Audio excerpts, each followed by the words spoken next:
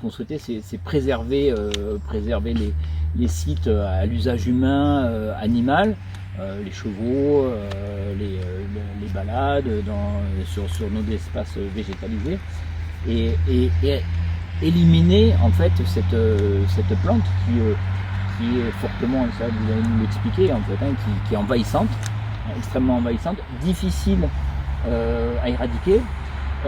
Donc c'est pour ça d'ailleurs qu'il y a donc ces expérimentations qui sont faites.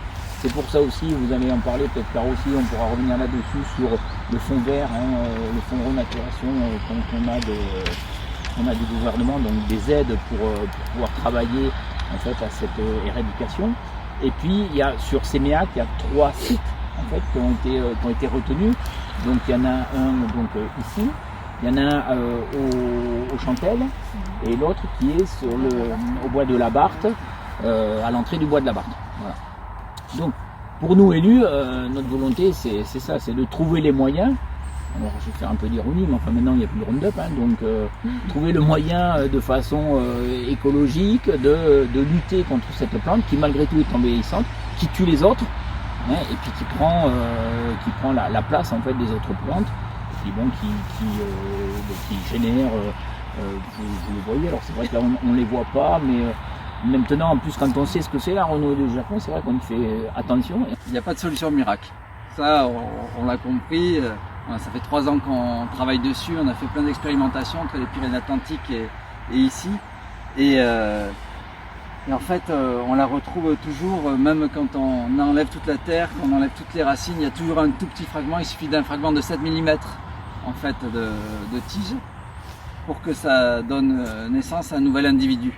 C'est pour ça qu'elle se disperse très vite. Quand les gens passent la débroussailleuse ou quoi, ils envoient des fragments partout et puis ça fait des nouveaux foyers. Ou quand une crue vient arracher quelques plants à l'amont, en fait elle va déposer les tiges un peu plus à l'aval et du coup on en retrouve après sur tout le long des rivières. Et c'est pour ça que les voies de communication, aussi les bordures de bois ferrés, de routes sont très envahies parce qu'en fait derrière il y a une dispersion par l'homme. Les tranchées ici, c'est pour éviter que entre chaque traitement, c'est pour éviter que les plantes d'une parcelle communiquent avec l'autre parcelle, parce qu'avec on va regarder, ce sera plus visuel. Avec ces grandes tiges là, des fois elles pourraient communiquer si on n'avait pas mis une tranchée. Et là, du coup, on limite la possibilité des tiges souterraines de passer d'une parcelle à l'autre. Et donc, notre idée, c'est de regarder après, en fonction des différents traitements qu'on a testés, quels sont ceux qui permettent de limiter le plus la production de tiges et l'accumulation de réserves dans les tiges. Je suis sur la parcelle témoin, c'est celle qui va nous servir de savoir si les techniques, voilà, c'est celle où on fait rien. C'est celle qui va permettre de savoir si les techniques sont plus efficaces ou pas que si on faisait rien. Alors la première technique au fond là, c'est la bâche noire d'ensilage. Alors elle a une limite, c'est que la bâche c'est un produit polluant. Dans 2-3 ans, si on la laisse au soleil, elle risque de se déchiqueter, ça va faire des pollutions. Donc on l'essaie parce que on sait que c'est efficace et on l'enlèvera avant qu'elle se... Et on va regarder comment réagit la renouée pendant 3 ans. L'autre technique, c'est une bâche transparente. Alors comme elle est transparente, si vous regardez dessous, on voit que les renouées poussent en fait. Le printemps prochain, en été, quand il va commencer à faire vraiment chaud, là on aura en fait une forte insolation, ça peut monter à 40-50 degrés dessous la bâche. Et donc elle va, sur les essais qu'on avait fait l'an dernier, il y a 2 ans, on va voir que ça va faire dessécher les tiges et les feuilles de renouée. Donc elle aura dépensé de l'énergie pour pousser, mais ça va être brûlé par le soleil à l'été. Donc là on va voir du coup si le foyer traité comme ça, du coup dans les racines, si elle accumule quand même des réserves et elle reste vivante dans ces tiges souterraines ou pas. Ça c'est une 3e technique.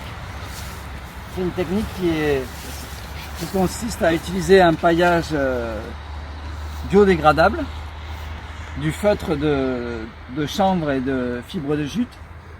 Et ça, cette technique, elle est mécanique. c'est-à-dire que la plante n'arrive pas à la transpercer pendant 2 ans, on va dire. Il faut mettre 2 couches de paillage pour que ce soit vraiment efficace. Et donc là, on l'empêche de repousser à l'endroit et ça se décompose naturellement après ce paillage. Les grillages, il y a du grillage de maille de 1 cm et du grillage de maille avec des mailles de 0,5 cm. Et en fait, le grillage, elle pousse à travers. Mais après, ce qui va se passer, c'est que quand elle va être très grosse, la tige, on pourrait voir là, le diamètre elle va se retrouver encerclée par du fer. Et donc ça va faire des bourrelets et elle va souffrir.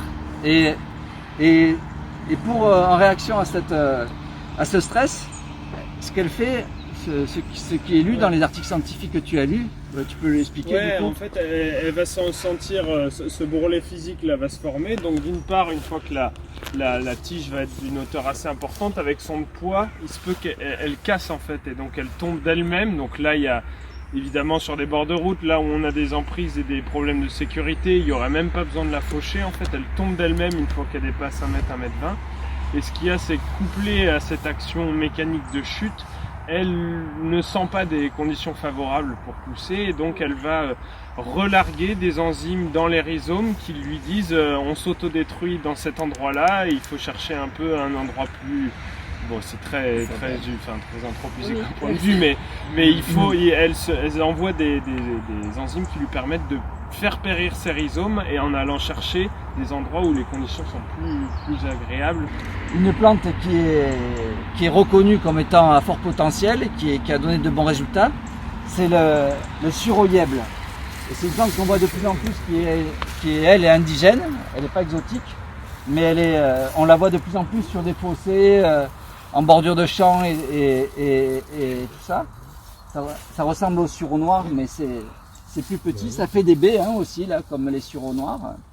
Et donc on a coupé des tiges avec des feuilles et on a broyé ça avec un broyeur, et de façon à ce que ça libère beaucoup de substances.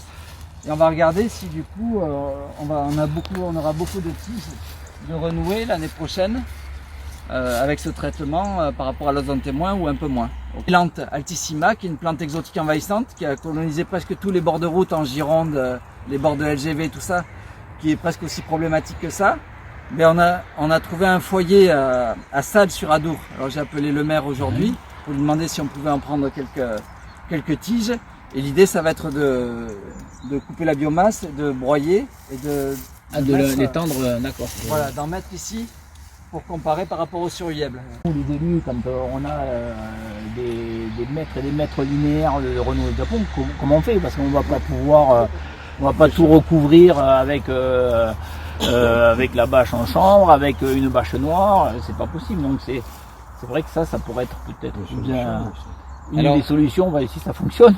Oui. Parce que là, au moins, on peut étendre sur des plus grandes zones. C'est ça en fait, au quotidien, comment on fait. Exactement. Et tant qu'il n'y a pas ces résultats, ce qui peut être fait, c'est